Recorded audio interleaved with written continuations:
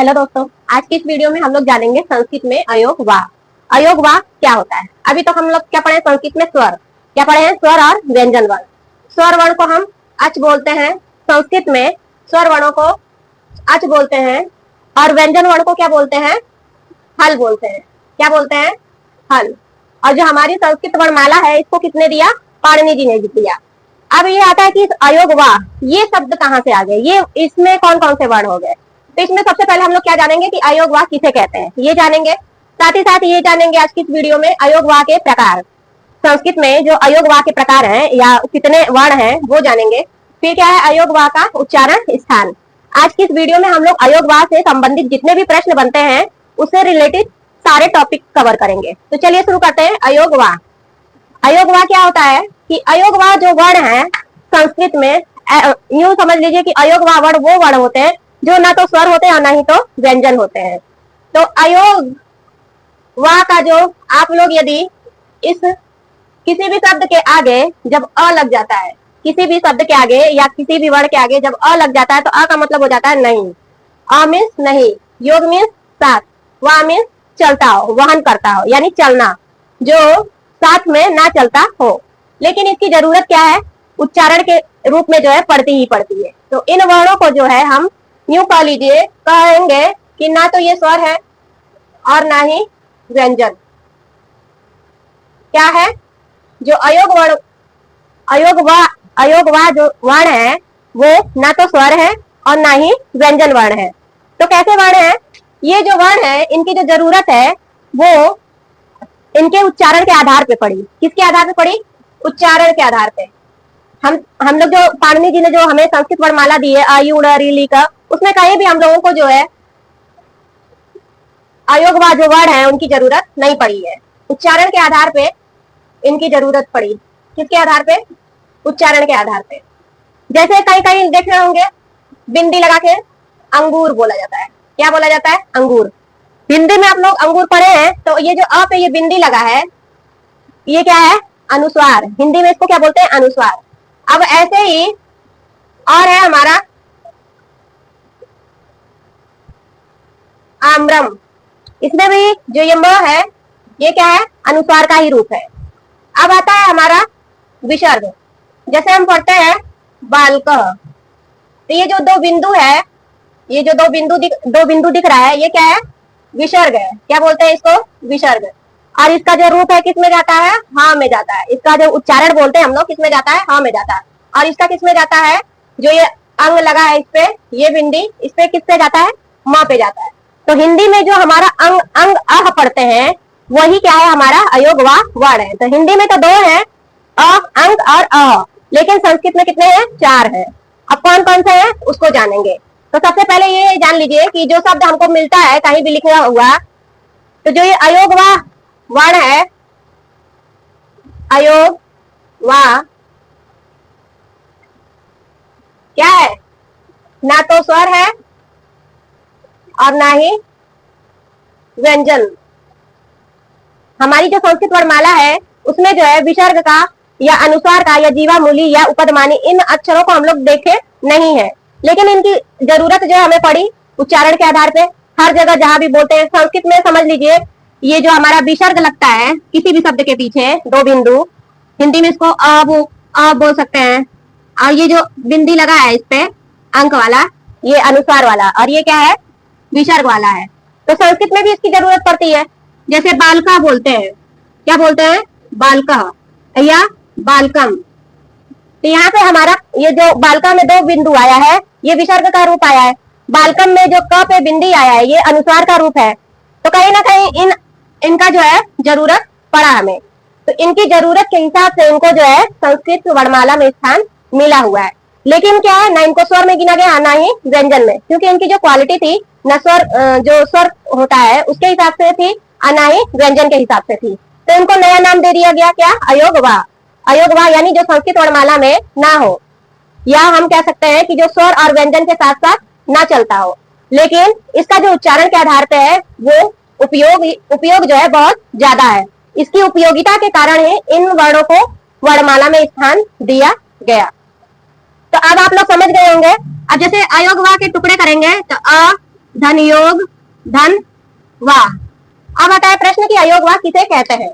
तो अयोग वाह जो है, अ मीन्स नहीं, और योग मीन्स जुड़ना, और वाह मीन्स वाहन करना या चलना, चलना या वहन करना।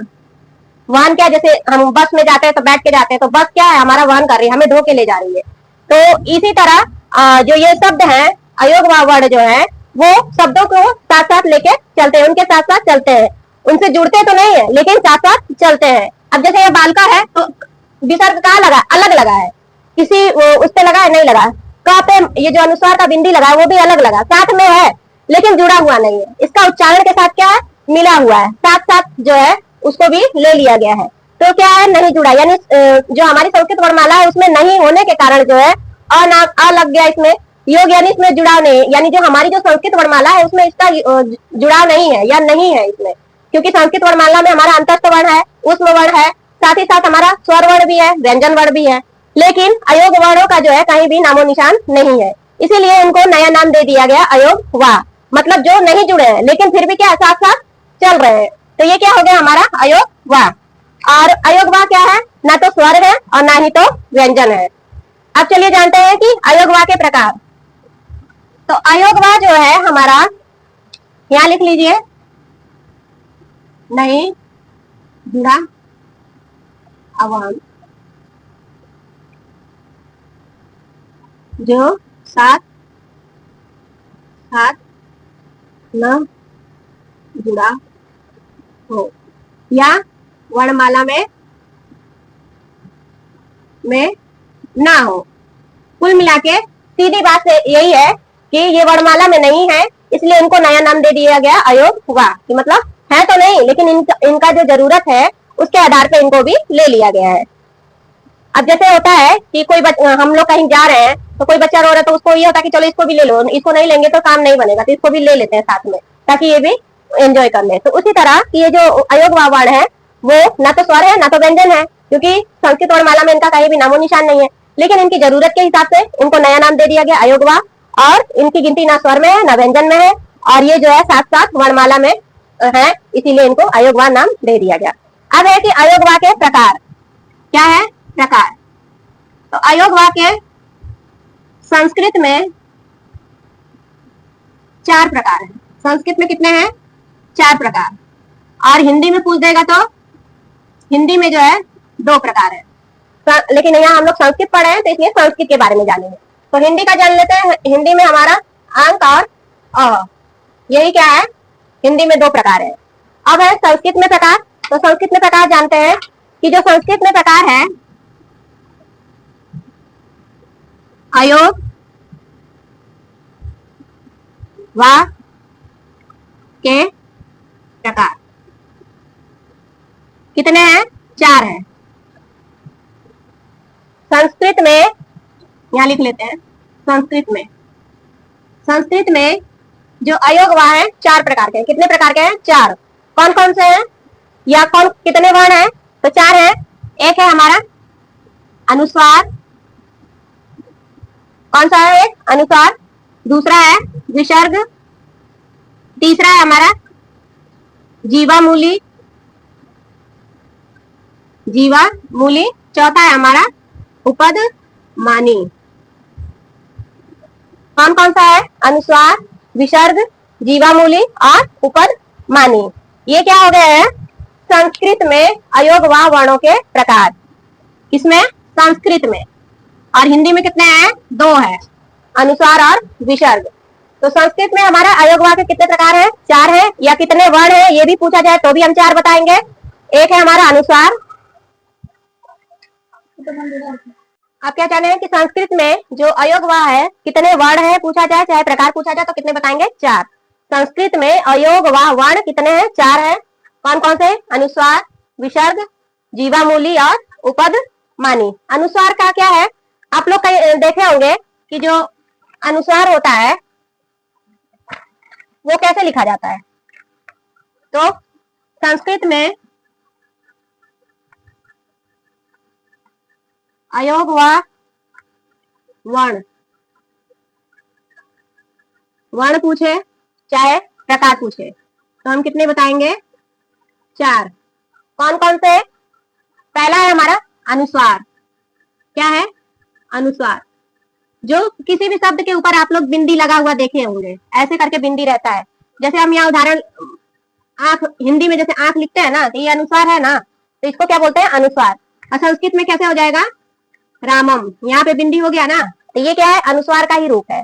ऐसे ही और देख लीजिए, जैसे बालकम, यहाँ पे क्या आ गया? बालकम। अब है दूसरा, क्या है हमारा? अनुस्वार विसर्ग। दूसरा कौन सा है हमारा? विसर्ग। विसर्ग में हमें कैसे मिलता है कि ऐसे दो बिंदी मिलेगा। विसर्ग में कैसे दिखेगा हमें? ऐसे दो बिंदी रहेगा। जैसे हमारा शब्द आ जाता है बालकह, यहाँ पे आप लोगों को दो बिंदु दिख रहा है, तो ये जो दो बिंदु है वो क्या है? विसर्ग का रूप है। तो इसे ही हम क्या कहते हैं? बालकह। संस्कृत में हमारा जब भी अयोग वर्ण या प्रकार पूछा जाएगा तो हम कितना बताएंगे? 4 प्रकार। कौन कौन से? अनुस्वार, विसर्ग, जीवामूली, उपद, मानी। तो अनुस्वार में आप लोग ऐसे बिंदी देख, किसी भी शब्द के ऊपर ऐसे बिंदी लगा हुआ रहेगा तो वो किसका रूप रहता है? अनुस्वार का रहता है। अब जैसे आंख है, इस पे देखिए चंद्र बिंदु लगा के है, तो ये अनुस्वार का रूप है। अब रामम लिखा है तो माँ के ऊपर बिंदु है, तो ये किसका रूप है? अनुस्वार वर्ण का है। अब बालकम लिखा है तो बालकम में जो क पे बिंदी दिख रहा है आप लोगों को, ये किसका रूप है? अनुस्वार का है।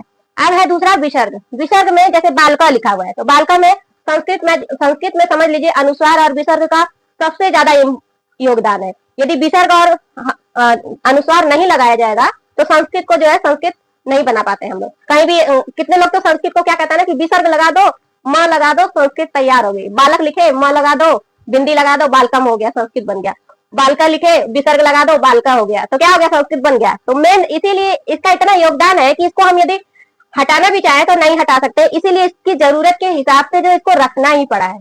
तो इनका समझ लीजिए मोस्ट इंपोर्टेंट योगदान भी है संस्कृत में, क्योंकि हर जगह हमें विसर्ग मिलेगा ही देखने को, और अनुस्वार का हर जगह हमें बिंदी देखने को मिलेगा ही। तीसरा अब आता है हमारा क्या? पहला है अनुस्वार, दूसरा है विसर्ग, तीसरा है जीवा मूली। कौन सा? जीवा मूली। जीवा मूली के नाम से ही आप लोग समझ रहे होंगे कि जीव यानी जीव से, मूली जीव से बोला जाए। तो जीवा मूली में क्या है कि आप लोग कहीं कहीं देखेंगे ऐसे लगा हुआ रखा, ऐसा जो है निशान देखने को मिलेगा। तो ये जो निशान है ये जीवा मूली का है, लेकिन कब? जब क से पहले हो और ख से पहले हो। किससे पहले हो? यदि क के पहले ऐसे निशान लगा है और ख के पहले ऐसे निशान लगा है तो इसको कौन सा रूप बोलते हैं? जीवा मूली। अब इसका उदाहरण क्या है? जैसे बालक क्रीडती। अब यहाँ पे देखिए क से पहले जो है ये निशान लगा है, तो यहाँ पे इसका कहने का मतलब क्या है कि जो हम बोलेंगे उसको आधा विसर्ग के रूप में बोलेंगे। अब यहाँ पूरा विसर्ग है, जब दो बिंदी रहेगा तब तो हमें पूरा विसर्ग के साथ बोलना है, लेकिन जब ऐसे आएगा तो ये क्या होता है कि ये जो दो बिंदु होता है इसका जो है आधा ये ले लिया, आधा ये ले लिया, आधा जो है पूरा बिंदी का आधा आधा निकाल दिया, और यही जो है मिलके बन गया अर्ध विसर्ग। इसको क्या बोलते हैं? अर्ध विसर्ग। क्या बोलते हैं? अर्ध विसर्ग। ये जो हमारा निशान बनता है ऐसे करके, इसको बोलते हैं अर्ध विसर्ग, यानी आधा विसर्ग का रूप। जब भी हम बोलेंगे ह जैसे बोलेंगे विसर्ग में, जैसे बालकह बोले तो ह जो है थोड़ा देरी तक ले जाते हैं, लेकिन जब ये निशान लगा रहेगा तो हमको आधा विसर्ग लगा के बोलना है, पूरा विसर्ग लगा के नहीं बोलना, आधा लगा के बोलना है। जैसे बालक क्रीडती, तो जल्दी से बोल रहे हैं ना, तो यहाँ पे विसर्ग, ये विसर्ग है लेकिन क्या है इसका जो उच्चारण रहेगा वो आधा रूप में होगा, आधा विसर्ग का लेके बोलेंगे, पूरा विसर्ग का नहीं बोलेंगे, लंबा नहीं बोलेंगे, थोड़ा सा बोलेंगे। तो ये समझ लीजिए किसका निशान है? अर्ध विसर्ग का है। ये जो हमारा विसर्ग है विसर्ग का ही रूप है, आधा इधर ले लिया आधा इधर। ये जो पूरा मान लीजिए पूरा गोला है, इसमें से आधा निकाले तो ये आधा कट जाएगा, तो ऐसे ही बचेगा, ऐसे ही चंद्र बिंदु मतीन आएगा, फिर इधर नीचे वाला विसर्ग दोनों कट जा रहा है तो ऐसा बन जाता है। तो यही रूप अर्ध विसर्ग ही यदि क के आगे लगा है, क और ख के आगे, तब क्या कहलाएगा? जीवा मूली कहलाएगा। और यही अर्ध विसर्ग जब हमारा प और फ के पहले लगा होगा तो क्या कहलाएगा? उपदमानी। उपदमानी। उपदमानी में भी क्या है? ऐसे ऐसे निशान रहेगा। ये किसका निशान है? अर्ध विसर्ग का है। ये किसके आगे लगेगा? लेकिन क और फ के आगे। किसके आगे लगेगा? क और फ के आगे लगेगा। अब आप लोगों को समझ में आ गया होगा कि अनुस्वार, विसर्ग, जीवामूली और उपद मानी। ये क्या है हमारा चारों हो गया हमारा। अनुस्वार में हमें ऐसी बिंदी देखने को मिलेगी, विसर्ग में दो बिंदी देखने को मिलेगा, जीवामूली में ये अर्ध विसर्ग का निशान है। पूछा जाए कि किसका निशान है तो इसको बोलते हैं अर्ध विसर्ग का निशान। यदि क और ख के पहले लगा है तब हम इसको क्या बोलते हैं, जीवामूली बोलते हैं। और यही निशान यदि हमें प और फ के बीच मिलेगा तो क्या बोलते हैं, उपद मानी। इसका भी उदाहरण देख लीजिए। आप लोग कहीं कहीं देखे होंगे कि वृक्ष लिखा रहेगा फिर ऐसे पतती लिखा रहता है। ये वृक्ष पतती जो लिखा है, यहाँ पे वृक्ष पतती लिखा है, ये भी शब्द आपको देखे होंगे कहीं पे, वृक्ष लगा होगा फिर ऐसे लिख के फलती लिखा होगा। तो यहाँ प है, इससे पहले विसर्ग लगा है, ये अर्ध विसर्ग का रूप है। ये वृक्ष लिखा है, इससे भी फ से पहले का निशान लगा है, तो इसको भी हम क्या बोलते हैं, उपद मानी बोलते हैं। क्या बोलते हैं, उपद मानी। तो अयोग वर्ण क्या है, जो न स्वर है न व्यंजन है, लेकिन उनके उच्चारण के आधार पर उनकी जरूरत पड़ी इसलिए उनको लिया गया है संस्कृत वर्णमाला में। उनके बिना जो है काम नहीं चलेगा, इसलिए संस्कृत वर्णमाला को पूरा करने के लिए उनको भी ले लिया गया है। और उन्हें नया नाम दिया गया है क्या, अयोग वाह, जो साथ साथ ना चलते हो, जो जुड़ते तो है लेकिन साथ मतलब न स्वर में है ना तो व्यंजन में। जो हमारी संस्कृत वर्णमाला पाणिनि जी दिए है उसमें कहीं भी वो देखने को नहीं मिलेंगे, लेकिन हमारी जरूरत के हिसाब उसके उच्चारण के आधार पे इनको नया नाम देके अलग से रख दिया गया वर्णमाला में। तो इसको भी जानना बहुत जरूरी है। जैसे संस्कृत के स्वर वर्ण जाने हैं, व्यंजन वर्ण जाने हैं, वैसे ही अयोग वाह को भी जानना बहुत जरूरी है, क्योंकि इससे भी बहुत सारे प्रश्न बनते ही बनते हैं। और किसी भी कोई भी यदि संस्कृत सीख रहा है, उसका ग्रामर सीख रहा है, तो उसे इसके बारे में तो पता होना ही चाहिए। तो ये जो है हमारा संस्कृत वर्णमाला से समझिए आखिरी जो है वो है वीडियो। इसके बाद जो हम लोग नया टॉपिक शुरू करेंगे। तो अब आप लोगों को समझ में आ गया होगा कि अयोग वाह जो न स्वर है न व्यंजन है, लेकिन उनके उच्चारण के आधार पर जरूरत से नया नाम देके अयोग वाह वर्ण है। अयोग वाह वर्ण जो है पूछे तो 4 बताना है, अनुस्वार, विसर्ग, जीवामूली और उपदमानी। जब ऐसे बिंदी के रूप में दिखेगा तो वो अनुस्वार का रूप है, विसर्ग के रूप में दिखेगा तो विसर्ग है, और जब अर्ध विसर्ग क और ख के आगे लगा रहेगा तो जीवामूली रहेगा। और उपदमानी क्या है, जब क और फ के आगे लगा रहेगा तो उसको क्या बोलते हैं, उपदमानी। अब हम जानते हैं कि इसका उच्चारण स्थान।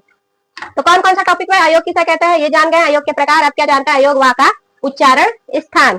तो अयोग वाह का जो उच्चारण स्थान है, उच्चारण स्थान वो जो है हम उच्चारण स्थान पढ़ेंगे तो उसमें तो बताएंगे ही, लेकिन इसमें भी जान लीजिए। तो अनुस्वार जो है हमारा नाक से बोला जाता है। किसे बोला जाता है, नाक से। तो इसको बोलते भी हैं कि अनुस्वार, इसका जो उच्चारण स्थान है कहां से है, नाक से है। अब जैसे अंगूर बोलते हैं, अंग, अंगूर, तो अंगूर बोलते हैं तो नाक से आवाज आ रही है ना, अंग जो है नाक से बोला जा रहा है। तो अनुस्वार क्या है, नाक से बोला जाएगा, इसका उच्चारण स्थान। विसर्ग जो है, विसर्ग हमारा जो है अकु विसर्जनीय सूत्र से जो विसर्ग है इसका उच्चारण स्थान आ जाता है कंठ। कौन सा, कंठ। जीवामूली का क्या हो जाता है, जीवामूली, इसका जो है जीवामूली ही रहेगा। क्या रहेगा, जीवामूली ही रहेगा। उच्चारण स्थान में जब प्रकार पूछा जाएगा तब होगा। फिर आगे क्या आएगा हमारा, रह जाएगा उपदमानी। उपदमानी को हम क्या बोलते हैं, इसका जो उच्चारण स्थान है वो ओष्ठ है, यानी होठ है। इस तो अनुस्वार का नाक से, विसर्ग का कंठ से, जीवामूली का जीवामूली से और उपदमानी का ओष्ठ से। तो आज की वीडियो यही था, अब मिलते हैं अगली वीडियो में, तब तक के लिए धन्यवाद।